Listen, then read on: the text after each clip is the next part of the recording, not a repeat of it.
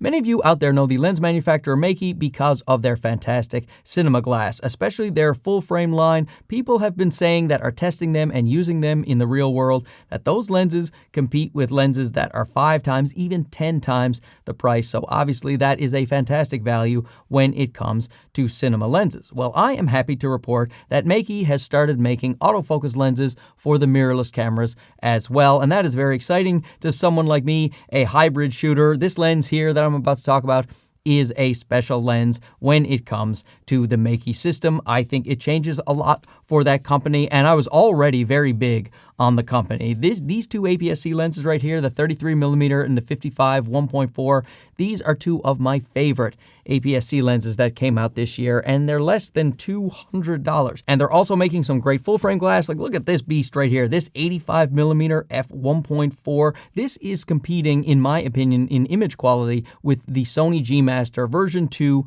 85 1.4. I put them side by side, and this lens really impressed me. They also have a great one, a 35mm f2 and a nifty 50mm f1.8. Now this one right here, the reason I say this is a special lens is because this is the first in their Pro series. This is a 55mm f1.8 full frame lens, but it is part of their Pro line. It is a step up from this 50mm f1.8. It has an aperture ring. It is even faster to autofocus. There was nothing wrong with the autofocus on this 51.8, but the 55 is even faster. It's a sharper lens, and it controls flare and ghosting better. You will see all of that when we get into the tests. Of course, disclaimers, like almost all of the lenses reviewed on this channel, this was sent to me for the purpose of this review at no cost to myself, so let that bias factor in where it may. However, I will do my best to just give you the objective tests,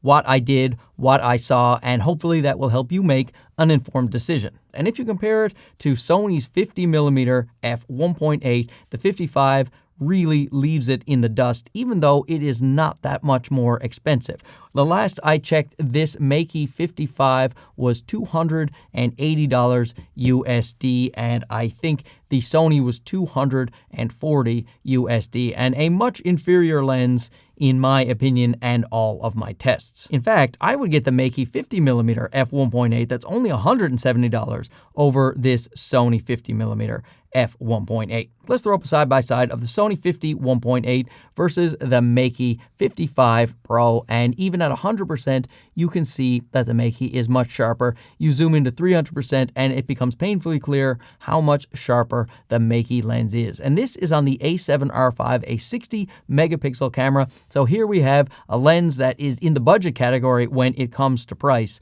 but its performance so far is not budget at all. It is a mostly plastic lens, but it feels solid and not cheap, and it does have weather sealing. It has a nice red rubber gasket around the back, so it is dust and moisture resistant. It is also built much better than the Sony 50. It has an autofocus to manual focus switch, it has an aperture ring that is clicky, and it has a focus ring, and that focus ring has been updated recently in this lens to be a linear focus ring, so you can repeat your focus pulls on this guy right here. It's a little bit bigger and heavier than the Sony lens, but honestly, that is the end of the wins for the Sony for the rest of this video. A 55mm is a great and versatile focal length. That is why you see so many lenses that are being made that are around the 50 or 55mm focal length. It is the most popular focal length in the world because it sort of emulates what the human eye sees, so things look true to life. What you capture in your camera is sort of what it looks like if you were there. I personally like it for portrait photography a lot, as well as walk around travel photography and travel videography. It has a minimum focus distance of 55 centimeters, which is sort of par for the course for a lens like this, and it has a 58mm filter thread and also comes with a nice little petal lens hood. But let's talk about the performance on this bad boy. As I have mentioned, the autofocus is spectacular on the 55mm. It is almost instant if you are in autofocus continuous mode. It just snaps focus very quickly without any hesitation whatsoever. It is fantastic for tracking as well. A very impressive autofocus system. And when it comes to focus breathing, we have another reason this lens is called a Pro lens. There is virtually no focus breathing, which is wonderful. If you have a Sony camera, sometimes you want to use that focus breathing compensation with your native Sony lenses, but third-party lenses, they don't have that option. So when you have a lens like this 55 that has no focus breathing, that is just fantastic. You can do long focus pulls in video all day long, and it's not going to bother your shot, as well as if you're trying to do focus stacking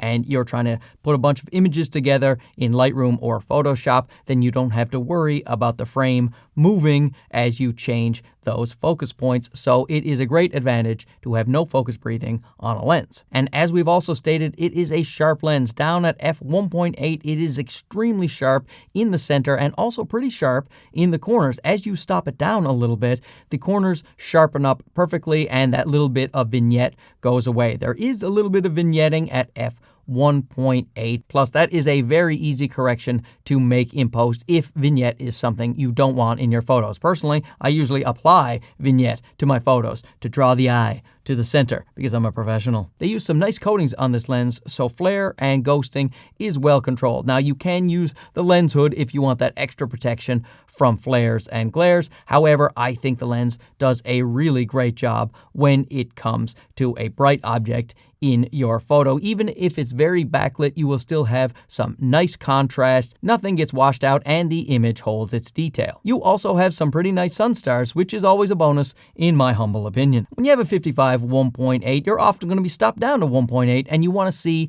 how that out of focus background is rendered. How is the bokeh? And the bokeh is wonderful on this lens. It is not busy, nice fall off from things that are in focus to out of focus. And when it comes to the bokeh balls, these are also quite good. There's no haloing around, no strange artifacts on your specular highlights. However, there is a little bit of onion ringing if you are pixel peeping into the bokeh balls. I would say that is one of the only flaws of this lens, is that little bit of onion ringing. Now, the other area where you see some flaws is when it comes to chromatic aberration. It is nowhere near as bad as this Sony 1.8. Let's just put up a side-by-side here of the lateral chromatic aberration. Now, this is an extreme test, a very backlit subject that is in shadows, and if I drag up the shadows, you can see that there is some lateral chromatic aberration, which you can correct in post, but it is nowhere near as bad as the Sony 1.8. And when it comes to the longitudinal chromatic aberration,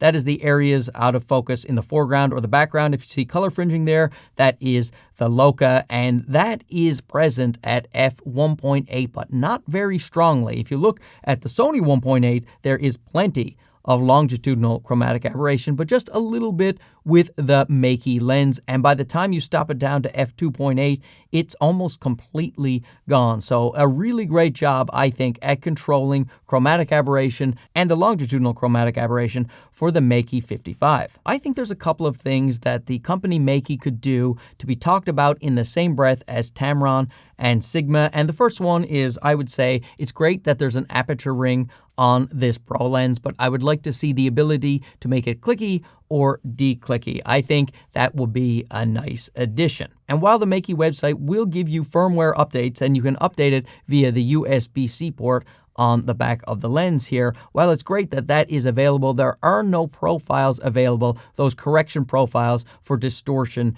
and vignetting. I would like to see those added to the Meike website, as well as getting those profiles into programs like Lightroom. That way you could correct something like vignetting or distortion with just one click, as you can do with other lenses like Sony first-party lenses or Tamron and Sigma, and I don't think that would be too difficult for the company to do, and seeing how they're making such great lenses, I think that's the next step. So what we have here, I think, is a wonderful value. I already liked Meike's ultra budget line, and now we have this Pro line, which isn't that much more expensive, yet they have upped the optical quality yet again. I am really impressed with what this company is doing. I am really excited about what else they are bringing out in this Pro line. So let me know down below if this floats your boat. If not, what kind of lenses would you like reviewed? And old Marky will go out and try to review them. Hey, thanks for watching this. We'll talk to you again soon. Okay, bye-bye.